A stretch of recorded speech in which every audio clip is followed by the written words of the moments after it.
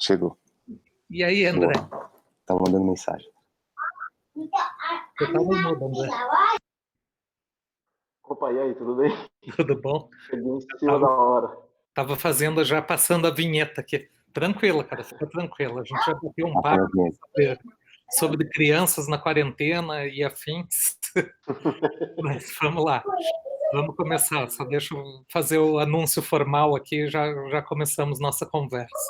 Então, estamos ao vivo mais uma vez com Conexões Digitais.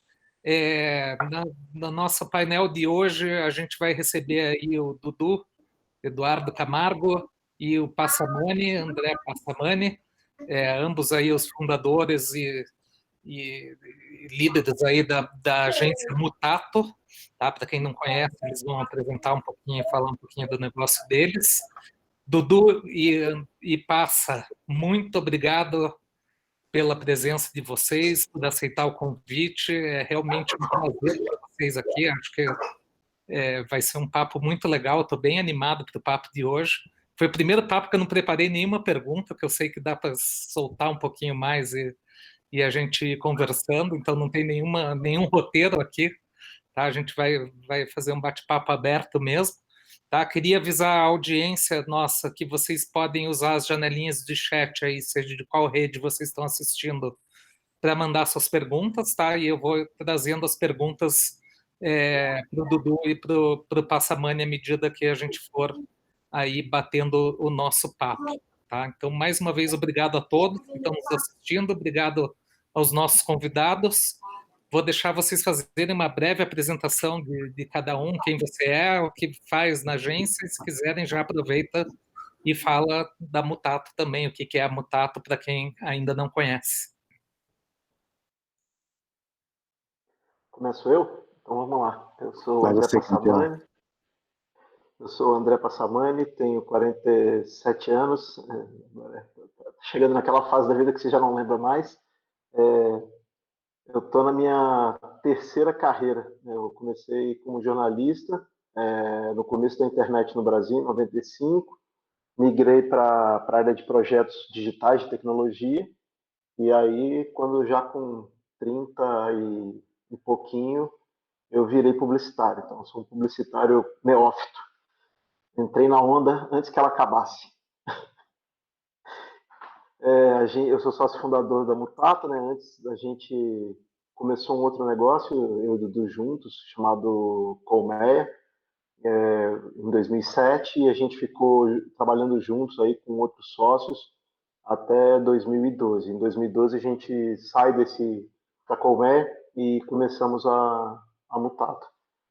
Na Mutato a gente divide aí o papel de presidente, o Dudu tem um olhar muito forte para a qualidade, para produto, e eu tento olhar mais para pessoas e um pouco do processo de trabalho da empresa. Mas isso acaba que, de verdade, foi se misturando ao longo do tempo. Eu já nem sei, mas essa divisão ela é possível de ser feita. Talvez pessoas e produto seja mais fácil de dizer do que de processo, porque de processo, no fim das contas, numa empresa que já passa a ter 200 pessoas como a gente tem, obviamente você precisa ter um olhar para processo que não depende de dois malucos, né?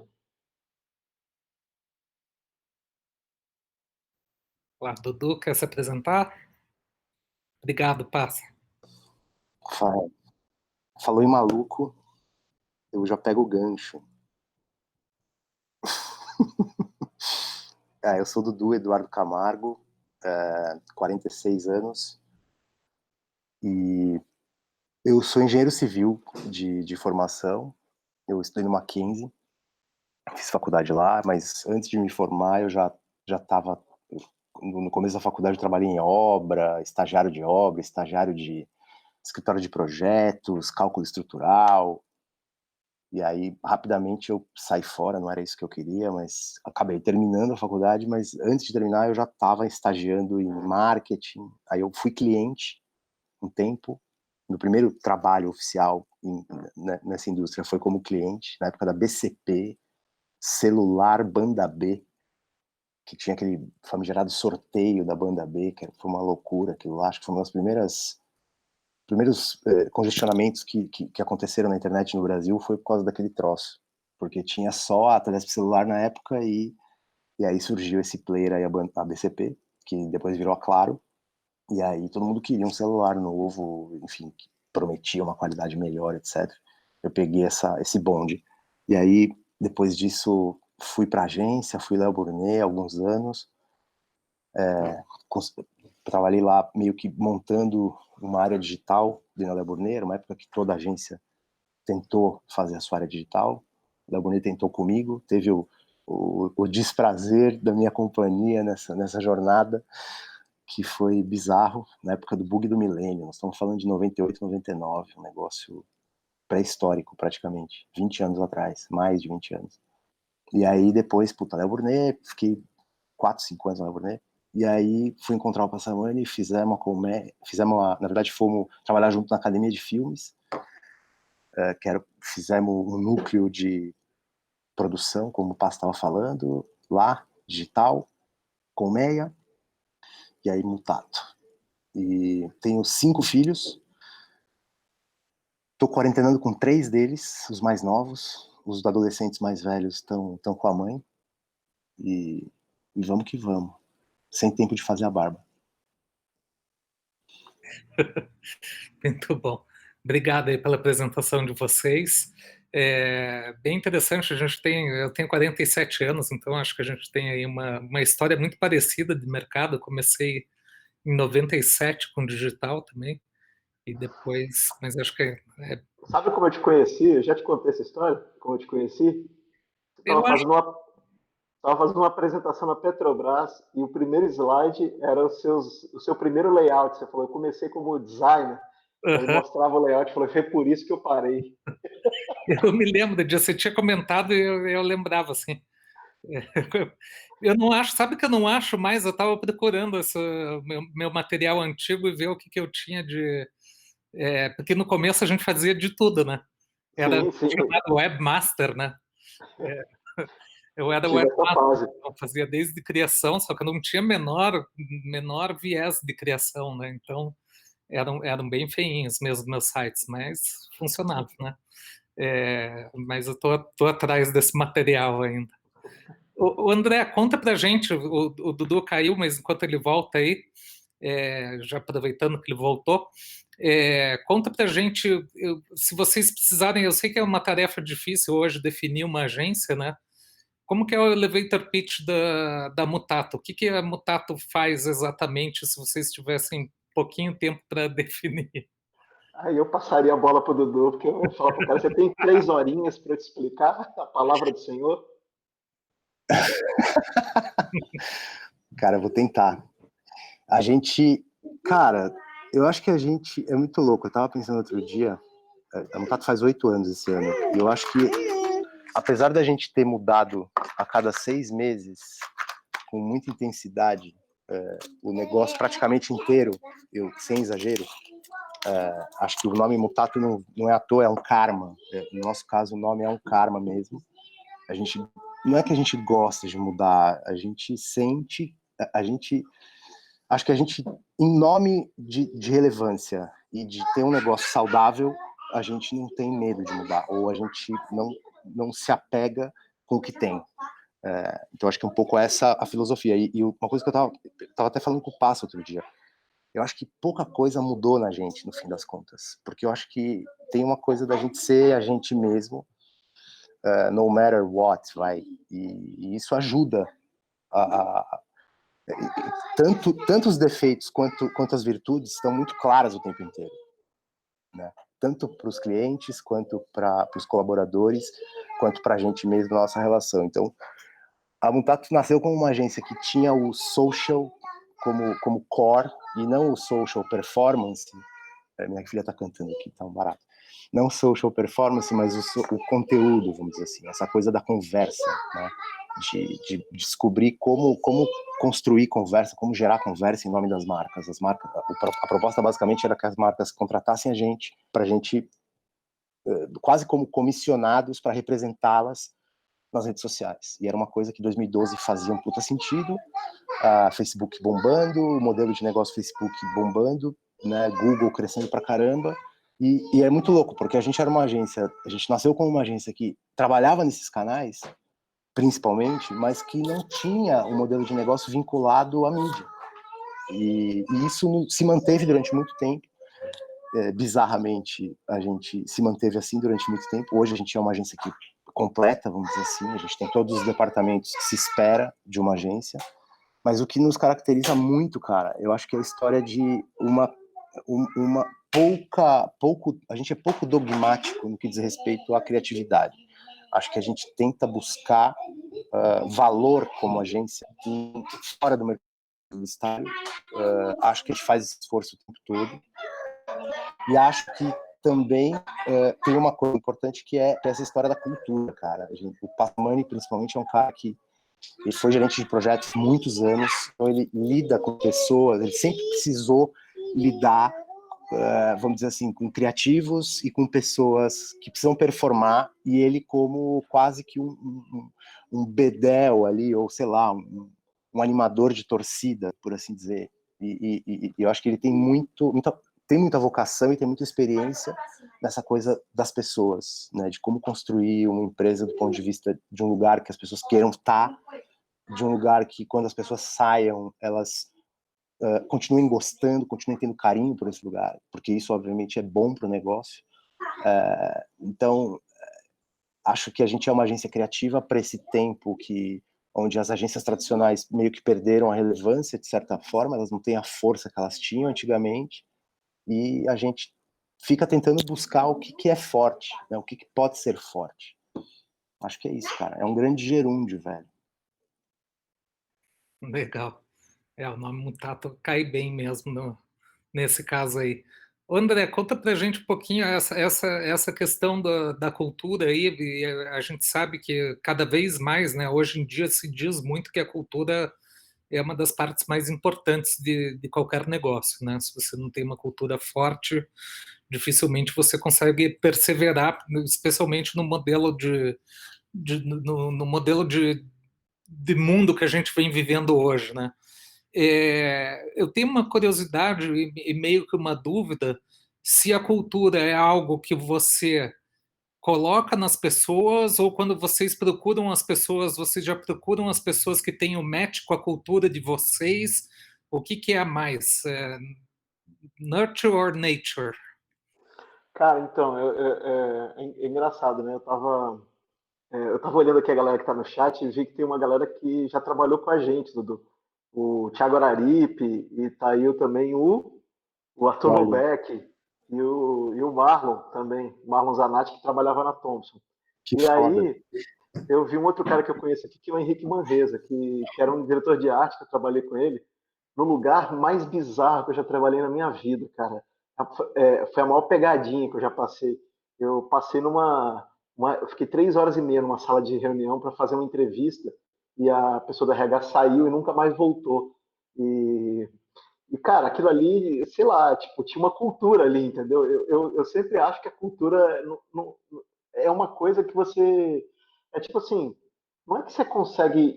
Eu acho que muita agência, muita companhia é, gasta uma energia muito grande para tentar produzir geneticamente em laboratório uma cultura. Aí vem uma consultoria e os caras se preocupam com tudo. Aí você tem um puta estresse gigante e aquilo, desculpa o francês, vai pro caralho no meio de um bate-boca, porque as pessoas naquele momento de estresse, que vai perder a conta, que o trabalho tá ruim, ou que não vai entregar, as pessoas descem do salto e elas vão para a vida real e elas se comportam de uma maneira. E aí, de repente, você é grosso com alguém. E aí, se você não é capaz de depois, sei lá, pedir desculpa pela grosseria, demonstrar que você errou, enfim, aquilo ali vira parte da cultura. Quer dizer, aquele atropelo daquela madrugada constrói uma relação. Eventualmente, é ruim se dizer isso, né? Porque é ruim ter madrugada, atropelo, grosseria, palavrão. Nada disso é o que você quer. Mas esses acidentes, esses erros, eles acontecem. Então, assim, eu acho que, pegando aqui, por exemplo, esses dois caras aí que trabalharam diretamente um na Colmeia e outro na Mutato, né? O Loubeck era um cara que trabalhava na revista Mundo Estranho, que é uma revista que vendia super bem na banca, e ele conhecia um cara que tinha trabalhado comigo e ele mandou jornalista, ele mandou tipo uma matéria especial de umas 20 páginas para mim, dizendo que ele queria o glamour e o champanhe da publicidade. E eu ria, cara, porque eu pensei, se fudeu, ele vai vir trabalhar na Colmeia, nunca vai ter isso.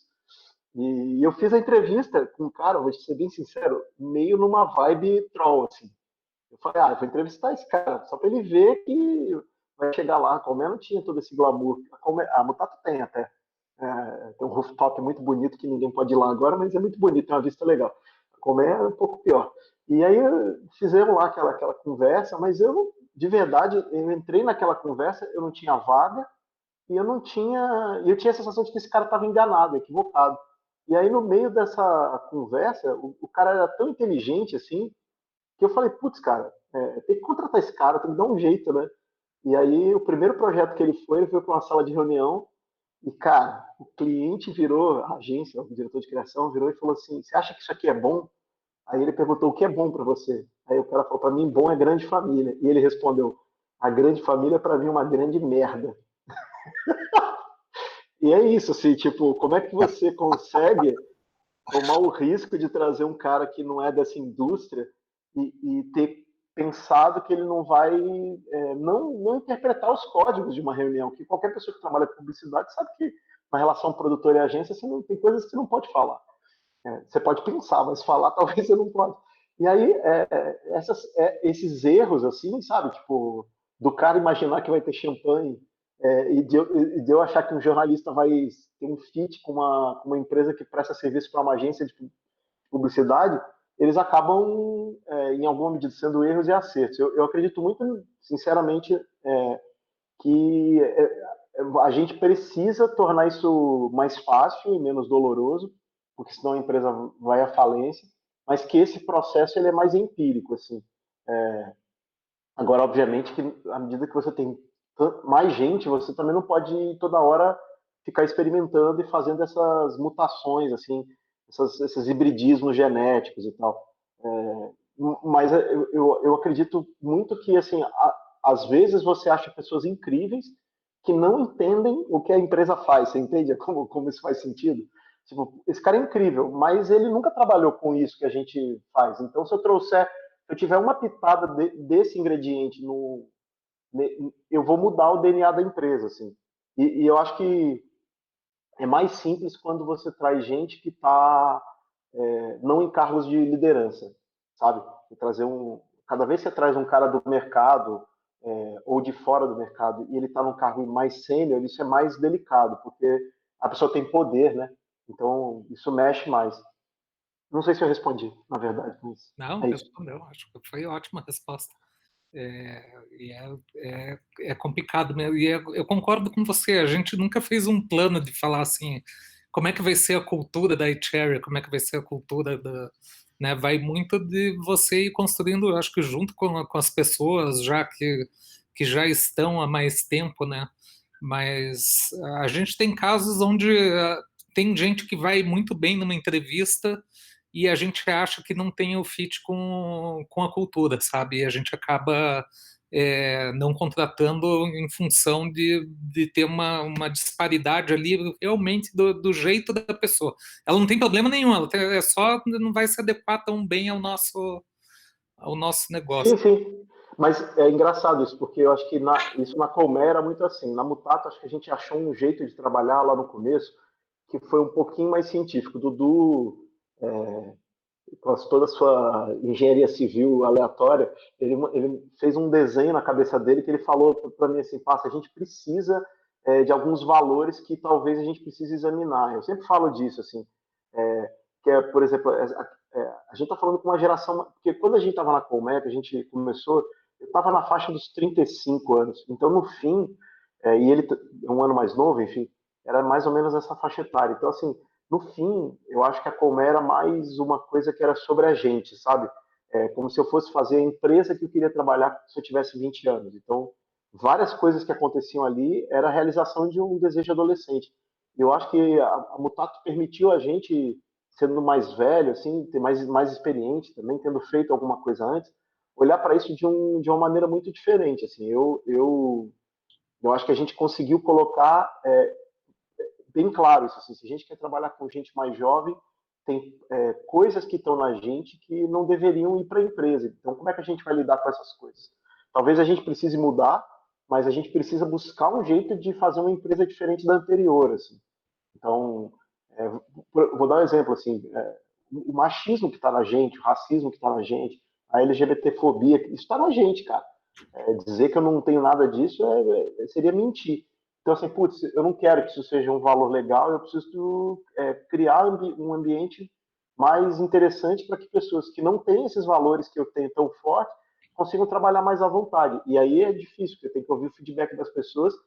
E é isso, assim, tipo, um dos caras que trabalhou com a gente na Colmeia era LGBT e, cara, me destruiu quando eu tava começando a Mutato, assim, me destruiu. E eu usei muito essa energia aí para tentar fazer a Mutato menos trash, assim. Porque, na verdade, é isso, você não percebe, né? Você tá sendo, aspas, natural, assim, eu sou assim e tal. E aí é muito difícil você, como chefe, como gestor, ou como dono de um negócio, você ouvir o feedback de um estagiário, assim. Esse mês eu ouvi o feedback de um estagiário aí que não foi legal também, entendeu? E aí é isso, tipo, a gente não foi treinado no ambiente que o estagiário dá feedback, mas não era bom, né? Então a gente ia falar, mas eu sobrevivi. Sim, mas não era bom. Esse negócio de mertiolate que arde, mertiolate é uma bosta, cara. Você prefere usar outro tipo de tratamento, e não uma coisa que arde. Então, acho que é isso, assim, sabe? Tem uma coisa de você tentar ouvir o feedback, assim, eu acho que isso é o mais difícil. E dar feedback constantemente, porque eu acho que acertar no recrutamento cara, putz, eu até acho que eu sou bom nesse negócio, viu? Não acho que eu sou ruim, não, mas assim, você não acerta, cara. Você não acerta. Porque também o cara, às vezes, ele tá muito afim de trabalhar contigo, e ele vem e você fala para ele, então, mas olha só, aqui não tem isso, não tem... Você fala pro cara, mas ele não acredita, entendeu? Ele quer acreditar que aquela imagem que ele projetou daquela empresa tão legal vai existir. Aí o primeiro dia do cara, ele já vê que na verdade ele fica, pô, já vi, sabe? Às vezes você vê um cara no primeiro dia e você fala, puta, fudeu, o cara tá na média. E aí o que ele vai fazer com isso, cada pessoa é diferente, né? Mas tem uma coisa importante aí que tem uma coisa importante que eu acho que é assim, a única coisa que é aquela coisa, você tem que se preocupar com o que você consegue controlar, né? E o que você consegue controlar, acho que você tem que ser obsessivo, você tem que ser, enfim, disciplinado, consistente. Acho que isso que leva, é isso que a gente aprende, né? Com a idade que temos os três aqui. E assim, a forma, o problema não é o errar na contratação ou errar na gestão. O problema é como você lida com o erro, né, cara? Que eu acho que é isso que eu acho que a gente nunca tá pronto, porque os erros são diferentes e, portanto, você precisa aprender maneiras diferentes de lidar com esses erros. Mas a maneira como você lida com o erro é que determina a história. E é o que fica tanto para a pessoa com quem você errou, quanto para você, quanto para todo mundo que está em volta, né? Legal, interessante. Falando aí desse formato aí da Mutato e dessa transformação, né, que vocês vivem passando aí, né, sempre se transformando. Isso aí traz talvez, eu não sei, mas uma curiosidade minha também. Acho que não é qualquer tipo de cliente que consegue trabalhar com vocês, né? Dependendo da necessidade, ou que não esteja pronto ainda para esse momento do que vocês entregam, ou estou falando besteira? Eu tenho a impressão de que hoje em dia é bem diferente, assim, acho que para mim, acho que a virada de chave para a gente foi quando a gente ganhou o pitch de Samsung. A gente ganhou o pitch de lançamento de um celular da Samsung, que era um celular premium. A Samsung é uma empresa coreana, tem uma cultura muito forte de cliente. Os clientes coreanos eles são um pouco temidos, né? Porque acho que todos os clientes orientais no Brasil são um pouco temidos porque são mais direto ao ponto, exigem qualidade, é um processo de trabalho diferente. E eu lembro que assim ninguém que me falou para mim quando eu ficou sabendo que a gente ia ganhar, ninguém deu um parabéns assim. Era um parabéns meio desconfiado, sabe? E ali, para eles, a gente tinha que entregar um modelo que você poderia dizer que é um modelo de digital full service. Então, mídia, E aí a gente estabeleceu uma parceria com vocês da iCherry e criou um desenho dessa solução para operar o cliente de um jeito que a gente nunca tinha operado. E a gente foi melhorando esse jeito de trabalhar ao longo do tempo. O Nadalim foi um cara chave assim, para a gente desenhar essa solução, o Eli Willy, e aí a gente foi achando, e isso eu acho que mudou a gente, sabe? E aí por isso que eu falo assim, hoje em dia eu olho e vejo que acaba que é isso, por isso que eu falo que é diferente da Colmeia nesse sentido, eu acho que no fim existe uma Mutato não diferente para cada cliente, mas existem umas 2 ou 3 versões da Mutato, sabe? Entregando alguns modelos de trabalho. Entendi. A minha pergunta foi mais no sentido que, assim, vocês trabalham com coisas bem, diria, ousadas, assim, normalmente, né? Especialmente quando a gente fala, né, quando você abrange aí redes sociais, né, e tudo que está acontecendo, e você tem que gerar um impacto aí e trabalhar a marca, né? Muitas vezes eu vi muitos trabalhos de vocês aí sensacionais, assim, que mudam um pouco na questão de percepção, por exemplo, as campanhas que vocês fizeram para a Avon, por exemplo, né, ou mesmo Coca-Cola com marketing em tempo real, tudo mais. Não sei se são todos os clientes que estão preparados para esse momento, né, e para fazer e levar adiante todas as ideias, né? Eu acho que assim, Cavi, o que rola, a gente ainda, assim, nós estamos entrando no segundo setênio ainda, né? Tipo, temos 8 anos como empresa. Aquilo que eu falei no começo, de que eu acho que as coisas mudaram pouco no fim das contas. Porque cada vez quanto mais velho a gente vai ficando, mais a gente vai percebendo que dá trabalho a gente tentar ser outra coisa que não a gente mesmo. Então, me parece que o que mudou, de Coca-Cola e Avon para agora, hoje nós temos, sei lá, Facebook, Netflix, temos Ambev, é um grande cliente nosso, Samsung, Jack Daniels, Ipanema. Jack Daniels, por exemplo, é uma conta pequena, é uma conta que não é uma conta grande, mas é uma marca super emblemática, que a gente adora, e que a gente achou um jeito de trabalhar com eles. Em tese, olhando para esses 2 exemplos que você deu, Coca e Avon, não teria espaço para Jack Daniels, mas a gente criou um espaço, a gente achou um jeito. Então acho que na verdade depende muito de como a gente olha para aquela marca e como a gente acha que aquela marca vai compor no nosso portfólio, no fim das contas, porque acho que assim, a gente é um organismo vivo, a iCherry, todas as agências têm que ser muito vivas, né? E a gente sempre se preocupou muito em não ser feito de espuma, que é uma coisa que a publicidade, infelizmente, sempre sofreu muito, né?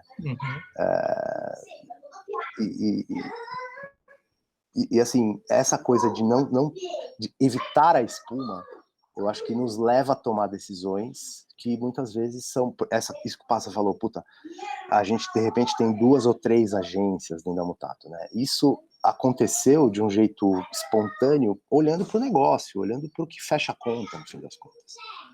Muito mais, talvez mais até do que a gente gostaria de ter de portfólio de clientes, né? Não estou dizendo que a gente não gosta de nenhum cliente, de algum cliente que a gente não tem, pelo amor de Deus, amamos todos eles, mas eu quero dizer assim, a forma como as coisas se desdobram, eu acho que, por exemplo, você pega agências criativas super de assinatura, assim, Droga 5, sei lá, Wieden Kennedy, são agências que têm uma certa consistência, né?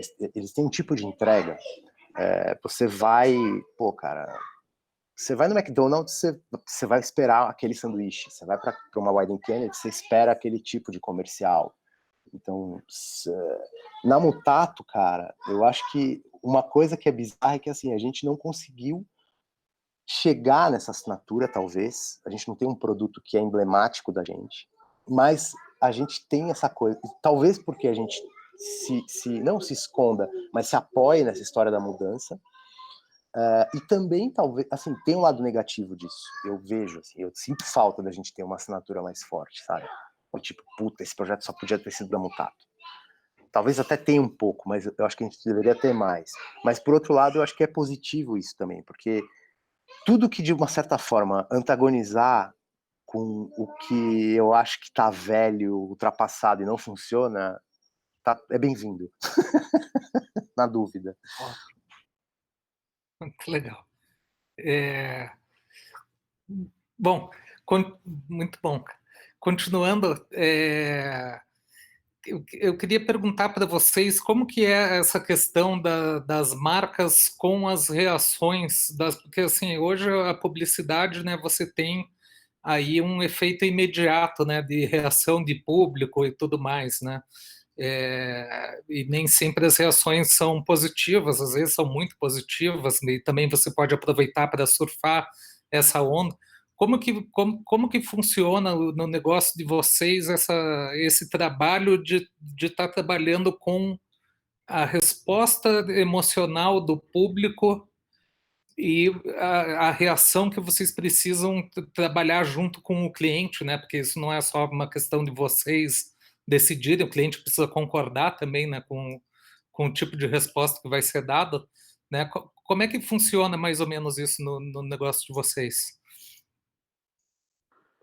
Nossa, essa pergunta é a pergunta de $1 bilhão, né?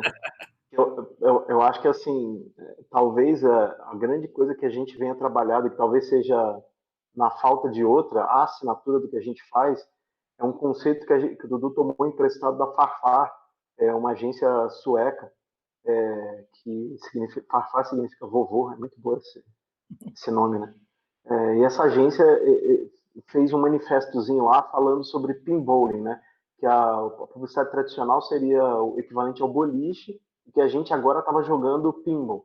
Isso é um negócio deles de 2000 e, sei lá, 2008, cara. E basicamente o que eles estavam pregando, né? Que uma vez que você botava a campanha no ar, antes vocês torcia para ter feito um gol e ficava olhando a bola chegar e fazer o strike. E que agora você tinha que ficar movimentando a bola no tabuleiro. Isso em 2008 não era tão claro para as pessoas. E para a gente estava muito claro. Quando a gente concorreu ao Caboré em 2009, como Colmeia, a gente produziu um material audiovisual falando sobre pinballing. Então, falando que o jogo agora era fazer o tal do strike, mas entendendo que a bola ia voltar na sua cara. E eu acho que talvez isso tenha sido a assinatura do trabalho que a gente tenha feito. Assim. Muito... o Túlio Nicastro, que é um cara que eu conheci trabalhando na Thomson e está com a gente, ele falou para mim uma frase que eu achei muito boa. Assim. Ele falou assim: você sabe qual é o melhor plano de mídia que alguém pode ter? É o plano de mídia que o cara mexeu no dia seguinte que ele veiculou uma campanha. Porque ele fez o plano de mídia, ele pegou as informações daquele primeiro dia e mexeu. Não tem nada que pode ser melhor do que isso, porque está fresco, entendeu? E eu acho que muito do que a gente fez foi marcado por isso, assim, sabe?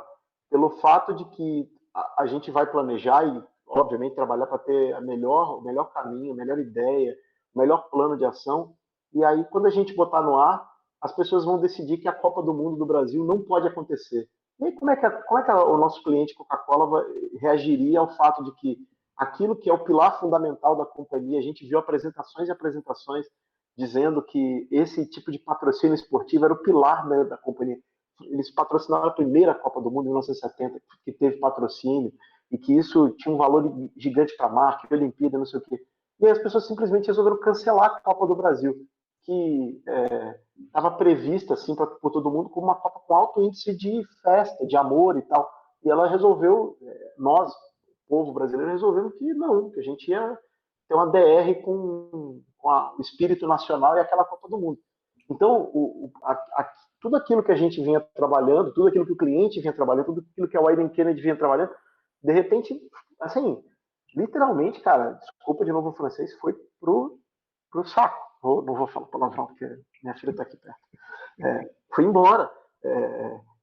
Se você lembrar, assim, teve um filme muito lindo da pré-Copa do Mundo, que é o Tom Zé, cara, cantando uma música e as pessoas preparando tipo um bandeirão.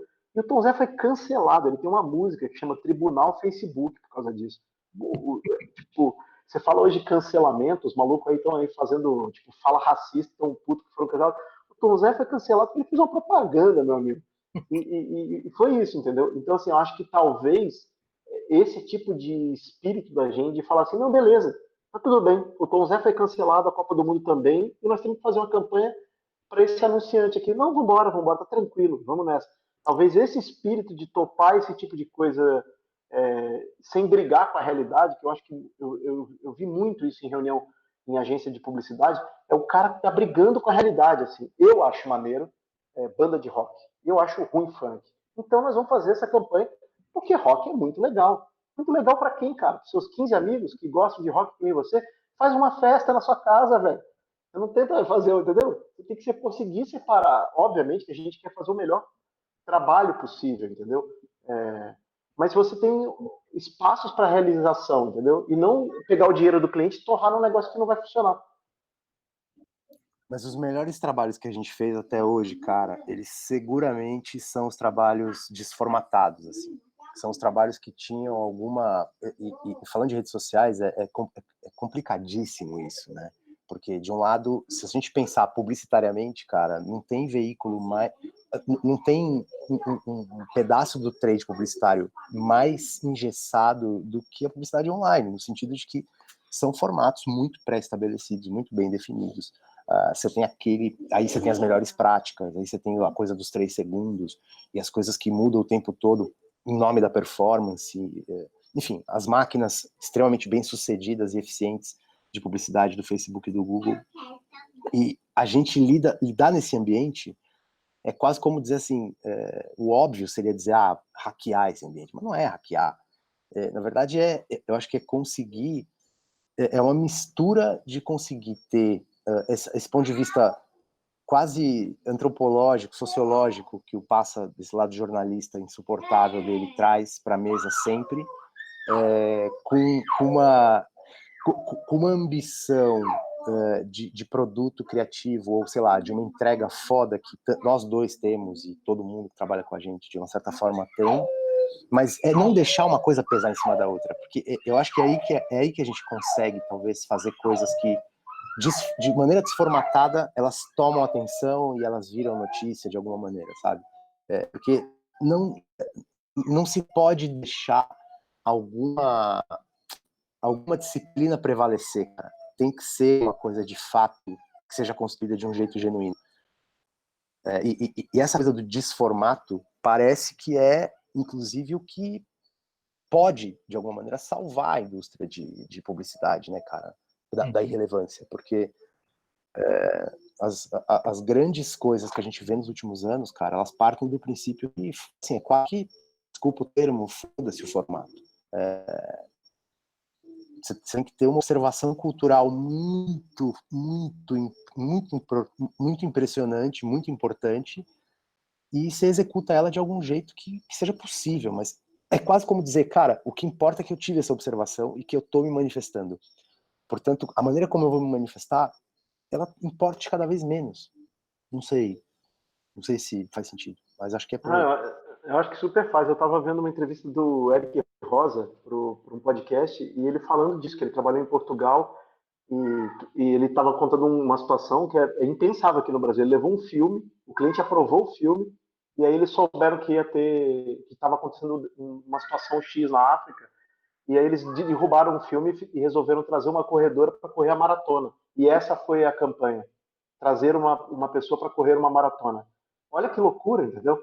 E ele falou, isso é bem comum, na verdade, no mercado de Portugal, porque não tem essa coisa, a ideia nasce para formato tal, porque já está comprado a mídia, plano, é outro modelo. Então o cara está muito solto, até demais, assim.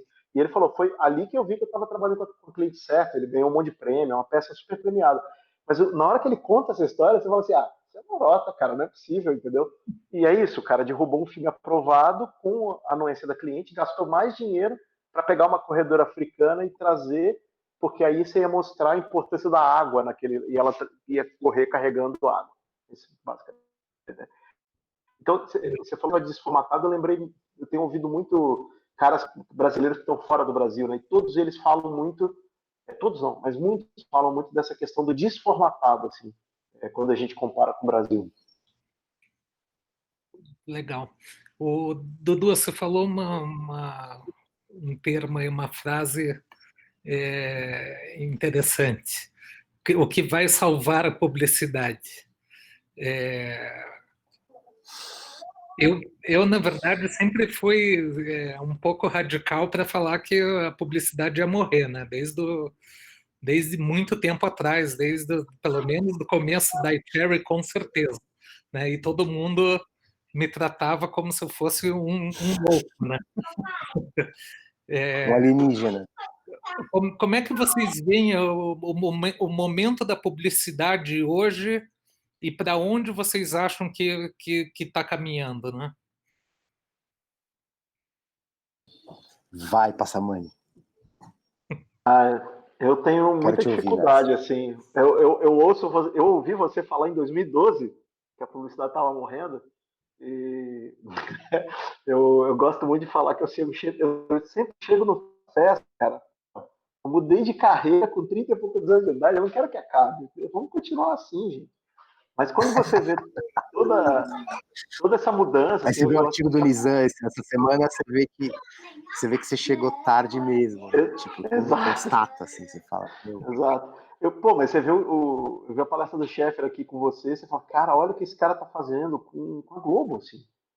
Tipo, esse cara tá mudando. Tipo, aí eu falo pra você, será que a Mutata é muito esquisita para trabalhar com cliente grande, ou será que a realidade é que tá esquisita, entendeu? Eu acho que é isso, entendeu? Então, assim, eu acredito muito, assim, no produto cultural. Eu acredito muito que, tipo, se você lembrar, assim, aquilo que a gente chama de grande publicidade, o primeiro sutiã, a campanha clássica de Havaianas, as campanhas clássicas de Skol, elas entraram no imaginário popular. Esse é o gol. Fazer as pessoas se relacionarem com a marca de um jeito natural, através do dinheiro que o cliente tem para fazer isso. Mas, no fim, não é sobre o filme de 30 segundos. É sobre você infectar a mente das pessoas com uma ideia que não e às vezes pode ser compra e batom, também outra campanha clássica da nossa infância. Pode ser que uma coisa vendedora resolva, mas pode ser que você consiga fazer isso de um jeito lúdico e bacana e tal. Então, assim, eu acho que no fim a questão está aí. O que eu acho que é a grande questão também é que não existe mais uma inocência em relação à publicidade que se tinha, entendeu? A gente não tinha. Vou dar um exemplo assim. A gente via um cara de Hollywood fumando um cigarro num filme e a gente não pensava que havia um deal de product placement.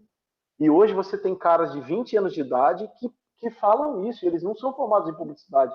Eles fazem outra graduação. E se fala desse tipo de coisa, é natural, entende? Essa conversa. Então, acho que, obviamente, as pessoas estão com o radar ligado para perceber esse tipo de coisa. E elas deixam passar. Quando é legal, quando é divertido, quando o produto é bom. Acho que tem várias coisas. Então, acho que talvez seja como o jornalismo, assim, sabe? O jornalismo talvez tenha tido uma importância muito maior do que tinha na real. Porque você tinha, sei lá, 10 mil pessoas lendo a Miriam Leitão todo dia e você tinha a percepção de que a Miriam Leitão falava com o Brasil inteiro. Mas ela falava só com os formadores de opinião que reproduziam o que liam da Miriam Leitão. E aí talvez esses formadores de opinião agora eles estão confrontados com uma série de outros formadores de opinião, com os grupos de WhatsApp espalhando fake news também, com um monte de coisa, e isso agora você tem um outro arranjo, entendeu? E eu acho que é parecido. Se alguém tentar fazer uma campanha com um jingle e empurrar 3 meses no ouvido da galera, cara, vai ser que nem acontece com a música do, sei lá, do Michel Teló, do Gustavo Lima. Uma galera vai se apaixonar, mas vai ter gente que vai falar, pô, não aguento mais ouvir esse cara, pelo amor de Deus. Acho que tem um trinômio aí que a gente vem falando bastante, assim, cara, para Mutato, que eu acho que vale para qualquer agência, na verdade, que é a história de o que vale hoje, né? E o que vale hoje para o marketing, para vender um produto, para, enfim, fazer as pessoas tomarem conhecimento de alguma coisa que algum marqueteiro precisa que elas tomem conhecimento e, por acaso, ele vai contratar uma agência ou ele vai montar uma agência dentro da empresa dele para fazer isso.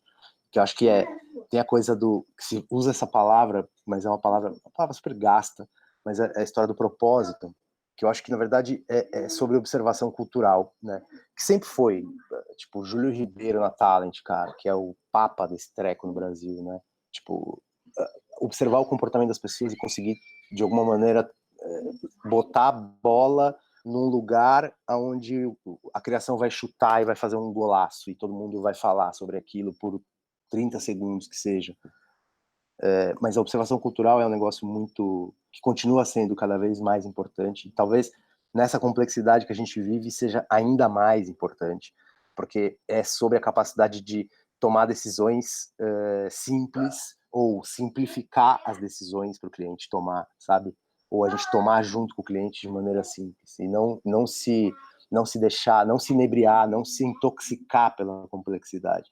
Acho que esse é um ponto. O outro ponto, a história da criatividade, que perdeu a coisa do monopólio, quer dizer, o criativo, brilhante, genial, etc e tal, tipo, para mim, assim, quanto mais a gente derrubar esse mito, mais legal vai ser essa indústria, porque, na verdade, é sobre a gente olhar para os creators, para quem cria conteúdo, e trazer esses caras para o jogo de um jeito que seja, sabe, autêntico, e só aquela marca possa fazer, que também é um puta defeito da indústria, com essa coisa de influenciadores e tal, que, se banaliza, vira um formato, todo mundo vira uma corrida do ouro, todo mundo quer fazer daquele jeito, e não é sobre isso. É sobre ser relevante, né? E a terceira coisa, cara, que eu acho que hoje você, Kavinsky, talvez seja um dos papas disso no Brasil, puxando o seu saco descaradamente aqui, é performance, cara. Tem que entregar resultado acima de tudo e acima de todos, né? Para parafrasear nosso grandíssimo presidente da República. Então, essas três coisas, acho que é propósito, criatividade e performance, que tem que definir esse jogo daqui para frente. E acho que essas coisas não morrem, cara, sinceramente. O que pode acontecer é, sei lá, ao invés de chamar agência, daqui a pouco vai ter outro nome. Ao invés de estar fora do anunciante, talvez esteja dentro do anunciante. Mas isso é uma necessidade do capitalismo, cara. Tem um pôster tem uma agência em São Francisco que chama Goodby, né? Goodby, Silverstein e Partners, que é uma puta agência legal. E eles têm um pôster que me veio na cabeça agora, que é Art Serving Capitalism. É um pouco essa a história da publicidade, né? Que eu acho que se mantém.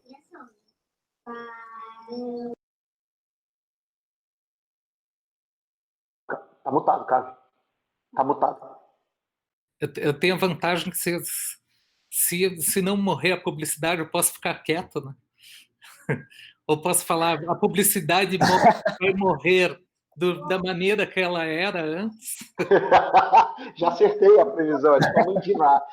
Na dúvida, ela sempre acertou. Exato. E se eu acertar, né? Eu vou estar desempregado, mas pelo menos vou estar com a razão, né?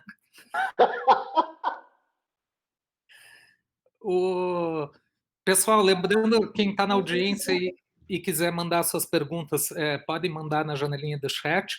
Tá? Uma dúvida aqui mais mundana, tá? Embora seja um pouco complexa, mas até foi uma pessoa que me procurou, um amigo, que teve um problema de uma reação exacerbada na rede social de um cliente. O cliente fez uma reclamação, era uma reclamação grave, eles tiveram realmente um problema. É uma empresa pequena, eles demoraram para ver na rede social, ou seja, eles não estavam acompanhando a rede social deles mesmo, e demorou para ver e ficou aquilo lá um tempo. E aí foram me perguntar, falaram assim, o que eu faço agora? Eu respondo, eu apago, eu tiro os comentários, o que vocês recomendam nessas situações? Cara, eu acho que Nossa. depende muito do caso, assim. Cada caso é um caso, né? Cada caso é um caso, mas eu sempre tenho a sensação de que é assim, eu acho que tem que resolver o problema. A primeira coisa é tentar resolver. Existem casos em que não dá para resolver. Existem casos em que é mentira o que o cara está alegando. Tipo, a gente teve que lidar com uma situação que o cara estava alegando uma coisa falsa. Estava indo na mídia para reclamar, inventou uma história e tal. E aquilo ali era uma coisa que envolve jurídico, é mais complicado. Então, assim, acho que é muito caso a caso, mas eu tenho sempre a sensação de que, cara, se você. A maioria das pessoas. De verdade, a gente já teve alguns casos, assim, de produto com defeito, produto estragado, mofado, sabe? Que dá uma sensação ruim. Aí o cara faz um vídeo, aí aquele negócio é meio nojento, assim, e aí isso dá uma percepção péssima. Mas é um produto que foi mal acondicionado, quer vencer a validade, enfim. Uhum. E normalmente, quando você fala com a pessoa e se propõe a resolver, isso se resolve. É muito engraçado isso. talvez o padrão de atendimento no Brasil seja tão ruim que as pessoas, quando alguém se dispõe a resolver o problema delas de verdade, isso já é assim, pô, mas pelo menos esse cara está resolvendo alguma coisa, que na maioria das vezes as pessoas, sei lá, tentam culpar o cliente, sabe? Então, assim, eu acho que é caso a caso, mas eu aqui não sou o cliente, né? Mas a minha recomendação é tentar resolver o problema do cara, porque 90% das vezes que você resolve o problema do cara, isso se resolve. Obviamente tem gente que vai de má fé, eu não estou excluindo essas situações. E eu acho que olhar, o remédio, na verdade, é monitorar essas coisas, sabe? Eu, como consumidor, eu olho, vou no Reclame Aqui e digito o nome da empresa. É básico, assim, ainda que tenha problemas, olhar o índice do Reclame Aqui, achar que aquilo é verdade, é um jeito de você olhar para medir a temperatura, entendeu? Então, eu acho que, assim, hoje uma empresa que não olha para isso, ela tá... Eu entendo que é uma empresa pequena e tal, mas, putz, eu olho da Mutato, vou te confessar que quando alguém vai lá e arrebenta a Mutato na rede social, eu dou uma olhadinha para saber o que eu posso fazer para resolver. Mas você vê que louco, a gente tem esse viés de sempre olhar para o lado negativo da reclamação, porque é onde estoura, né? Tipo, quando estoura, você vai lá e, puta, bombeiro, porra, deu um problema, vamos ver o que é. Mas tem o outro lado, que talvez seja infinitamente maior do que esse, que é o lado de oportunidade, né? Tipo assim, o que você está deixando de fazer, seja quem for você, se você é um médico, se é um dentista, se é qualquer profissão que seja, você tem um negócio de qualquer tipo, e o que você está deixando de fazer quando você olha para a rede social e você, pô, cara, não tem a sensibilidade de falar, como que eu venderia, como que eu lidaria com essa oportunidade se esse cara batesse na minha porta, né, com esse comentário que está aparecendo ali. E acho que esse lado que vai mais olhando para o positivo da coisa, que é de oportunidade, de negócio, de crescimento, de conversa, de criar valor, é o puta, cara. Acho que assim, quem se habitua a fazer isso através das redes sociais, geralmente quando tem um problema, sofre menos. Porque você tem uma reputação construída, de certa maneira. As pessoas vão estar dispostas a te escutar se explicando se der uma merda no produto delas. Então, acho que o nosso trabalho tem um pouco a ver com isso, sabe? Tem um pouco a ver com maximizar o positivo para quando tiver o negativo, você ter uma espécie de colchão que você pode usar para poder cair em cima dele e não se espatifar no chão quando você tiver uma treta muito grande para resolver, né? Legal. Bacana. Tá vindo uma pergunta aqui já da nossa audiência. A gente já está quase terminando, então vou pedir para a gente ser rapidinho aí nas respostas agora.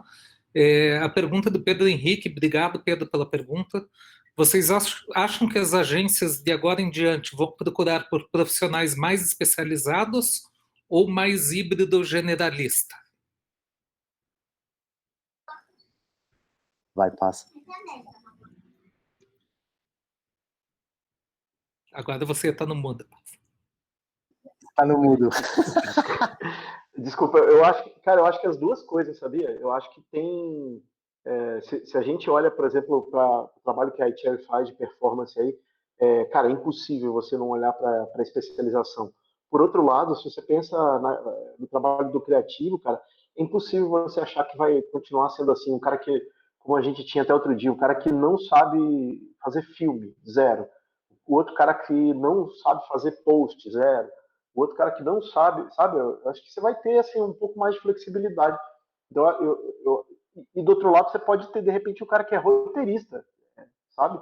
Então, eu acho que as duas coisas, eu acho que ainda não. Eu não tenho uma resposta. Não tenho, desculpa. Estou enrolando.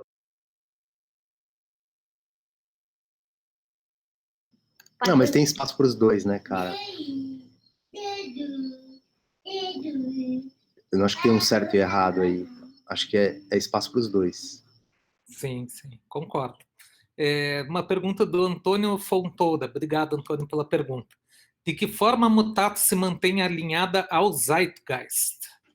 Além da diversidade da equipe contribuir com esse fator, vocês possuem alguma curadoria de conteúdo, estudos encomendados pela agência? Vai, Dudu. Cara, a gente tem... o Zeitgeist é um negócio que é uma utopia, né, velho? Ninguém nunca consegue. Acho que, assim, a única maneira de você estar ligado no Zeitgeist é você fazer alguma coisa com o que você está vendo do lugar que você está vendo. É sempre sobre ponto de vista, é sempre sobre observação, né? Quem está observando o Zeitgeist, que é uma nuvem imaginária. Então, a gente tem... Eu acho que, assim, o fato da gente se preocupar em ter diversidade de verdade em todos os aspectos, ou se preocupar, veja, não estou dizendo que a gente tenha, a gente está, apesar da gente ter alguma diversidade maior do que a média das agências, acho que a gente está muito atrás ainda do que a gente deveria estar. Mas o fato de você ter pontos de vista diferentes, cara, sem dúvida, matematicamente eles te dão uma leitura mais bacana, mais interessante do Zeitgeist, que pode se transformar numa ação, numa campanha, num filme, num cacete que for, acertado, por você ter essa diversidade de pensamentos. A gente tem uma pessoa que comanda a área de estratégia da Mutato hoje, que é o Túlio, que, a gente tem muita sorte de ter o Túlio com a gente, cara. O Túlio Nicastro, que acho que você conhece, inclusive. Conheço, claro. É um cara que foi mídia há muitos anos. O Túlio foi mídia há muitos anos, depois ele foi estratégia, ele passou pela Mutato um tempo, passou por várias empresas. O último trabalho dele maior, assim, foi no iFood. Ele tocava o marketing do iFood. E, cara, isso pra gente foi muito disruptivo no bom sentido, assim. Porque ele trouxe a visão de uma empresa que é uma startup gigante, crescendo uma velocidade enorme e das melhores práticas, ou das práticas que ele aprendeu, que ele conseguiu fazer lá dentro. Então a gente trouxe o Túlio com uma puta alegria em março. Ele tá agora na Alemanha, inclusive. Ele continua com a gente, mas como agora não importa onde você tá, porque tudo é Zoom, Hangout, esse treco todo, então ele tá na Alemanha e ele é o VP de estratégia da Mutato. E ele meio que faz essa... ele orquestra, de certa forma, ele rege uma orquestra. A gente tem uma área de insights que é muito grande dentro da Mutato, que a gente chama de insights, mas na verdade é uma área de, vamos dizer, de escuta, de social listening. A gente integrou essas áreas, então tá tudo debaixo de estratégia hoje, né? Mídia, insights, BI, tudo uma grande área de estratégia, comandada pelo Túlio. E, cara, pra você ter uma ideia, a área de insights da Mutato, essa área de social listening, é a área mais diversa da Mutato. É a área que tem mais negros, proporcionalmente, dentro da agência. E isso é estratégico, cara, pra caramba. Porque é isso. Quem tá escutando tem pontos de vista diferentes e, portanto, interpreta de maneiras diferentes o que tá acontecendo. Isso fica rico, faz com que fique rico o produto. Legal. Acho bem interessante essa maneira que vocês trabalham a diversidade, e não simplesmente pela diversidade, né, mas pelo que você gera a partir dessa diversidade, né, essas diferentes visões e pontos de vista e tudo mais, que é o que é o mais interessante. A gente está chegando no final. Eu adoraria continuar conversando com vocês. O André precisou sair um pouquinho antes, ele saiu a francesa, ele me pediu aqui pela mensagem para quem está assistindo. Dudu, infelizmente, não consigo continuar. Meu filho tem aula daqui a pouquinho com a alfabetizadora dele, senão aqui do lado. Ficava mais um pouco. Oiê! É nóis, estamos... Esse é o Otto, também está me esperando. E aí, Otto? Já vou liberar teu pai. E, cara, muito obrigado pela participação de vocês. Acho que a gente vai precisar fazer mais um mais para frente, porque tem muita coisa ainda para falar. Não falamos de pandemia, não falamos de muitas coisas do mercado, mas adorei a conversa. Quero agradecer a presença de todo mundo, agradecer a Red Hook por organizar esse nosso Conexões Digitais. Na semana que vem, nós teremos a Ilka Serra, que é diretora de marketing da Via Varejo, tá? Então, para quem se interessar aí, não perca, está muito legal. Mais uma vez, obrigado, Dudu. Otto, teu pai está para você, pode aproveitá-lo novamente. Valeu, pessoal. Obrigado a todo mundo que nos assistiu também. Obrigado, tchau, tchau. Valeu. Saudade de você. Saudades também.